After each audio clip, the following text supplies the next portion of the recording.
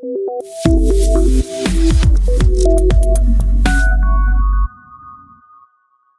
everyone and welcome to CodeChef.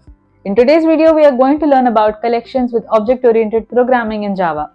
So far, you've learned how to create classes and objects, but in real-world programs, we rarely work with just one object. We usually need to manage multiple objects at once. For that, Java provides collections like ArrayList, HashMap, etc. These help us to store, manage, search, and process groups of objects efficiently. Now before we begin, make sure to open the CodeChef Online compiler and practice alongside with me. You'll find the link in the description below. So let's get started. Collections with OOP in Java. Until now, we were working with individual objects. For example, one student object, one car object, one bank account object. But what if you need 100 students, 50 songs, 1000 products? Creating separate variables for each object would be messy and inefficient. This is where collections come in. A collection is simply a group of objects stored together. Java provides many types of collections, but today we'll focus on ArrayList and HashMap. ArrayList with custom objects. What is an ArrayList? An ArrayList is like a dynamic array. You've used arrays before, like int numbers 1, 2, 3. But arrays have a fixed size. An ArrayList can grow or shrink in size. It stores objects and is very flexible and easy to use. Check this worked example on music playlist using ArrayList and a custom song class. The song class has title and artist, instances and two getter methods, getTitle and getSong. A playlist class which has ArrayList playlist where songs are added and displayed using print statements. Now let's look at the code properly. Here we have this line import java.util.arraylist. It imports the ArrayList class. Now class song defines the song class, then private string title and private string artist. So these store the song title and the song artist. This dot title and this dot artist, these initialize title and artist when a song object is created. Now we have the getter method which allows to access the title and artist. Now our main method. ArrayList song playlist is equal to new ArrayList. Here we create an ArrayList that stores the song object. Now we have song 1, 2, 3.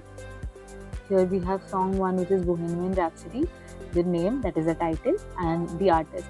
Similarly we have Imagine by John Lennon and Hotel California by the Eagles. Now here in these lines playlist.add song 1, 2 and 3. These add song 1 to the list, same goes for 2 and 3. Now display the playlist.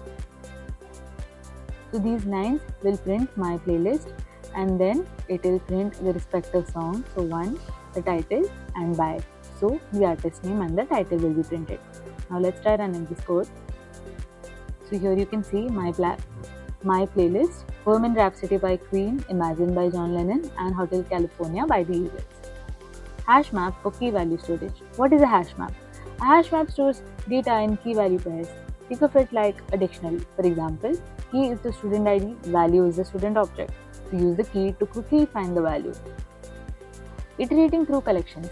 When a collection becomes large, we can't access elements manually. We use loops to go through each object using a traditional for loop. Now this is how a traditional for loop looks like. This is a little bit more elaborate, wherein this is how an enhanced for loop looks like. This is much simpler and easier to read. Now searching and filtering collections. The common methods for searching and filtering collections are contains, it checks if an object exists in the list. List.contains apple for example. Now index of, this returns the position of an object. List.index of banana, it returns -1 if not found.